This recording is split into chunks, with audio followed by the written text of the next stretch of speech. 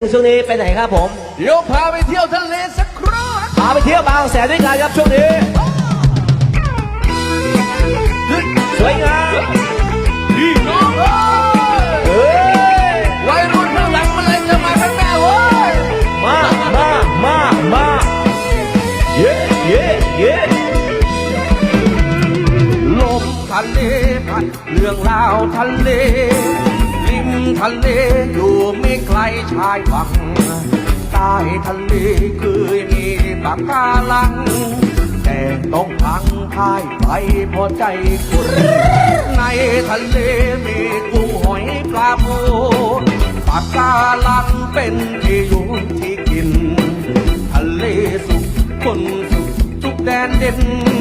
ทะเลสิ้นคนเศร้าจดเงาตาสวยงามพี่น้อง ทะเล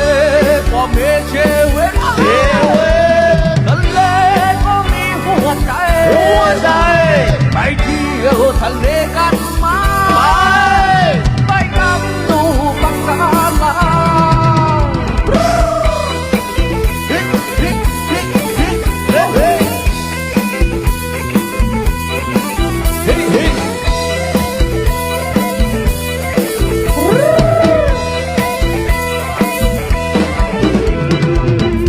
ทะเลพัดความเศร้ามาเยือนคอยย้ำเตือนว่าทะเลจะวิกฤตตายทะเลตกลมตายหลายชีวิตเพราะคนผิดถูกทำร้ายนะชายฝั่งทำทะเลให้คงเป็นทะเลเติมทะเลด้วยแนวรั้วปะการังลูกทะเลจะได้ดูไม่น่าชังลูกมนุษย์ยังคงน่าอยู่ ว่าไงพี่น้องเอ้ย ทะเลก็มีเชเวทะเล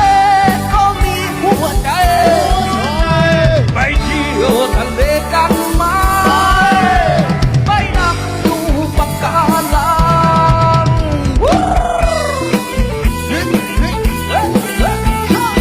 ทะเลที่นี่มีแต่สวยๆงามๆทั้งนั้นเลยครับพี่น้องครับน่ารักน่าชม ข้างล่างสวยหรือว่าข้างบนสวย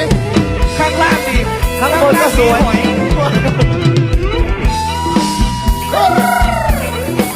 ขอบคุณแสนสวยจากชมพู่แดนด้วยนะฮะ จ้าโอ้โหชมพู่จริง เอวเป็นเอวช่วงนี้ ๆใส สาดไส้ ผ้าสวย สวย คนไฟทะเลก็มีความสุขโอเคเชเวทะเลก็มีหัวใจไปเที่ยวทะเลกันไหมไปดำดูปะการังช่วยโลกเราทะเลก็มีเชเวทะเลก็มีหัวใจไปเที่ยวทะเลกันไหมไปดำดูปะการังโอ้โหต้องรับไว้แล้วกันอันนี้คือวิธีให้เรานักร้องที่ถูกต้องแต่ถ้าจะให้ดีวันนี้ต้องเป็นสีแดงไม่ยอม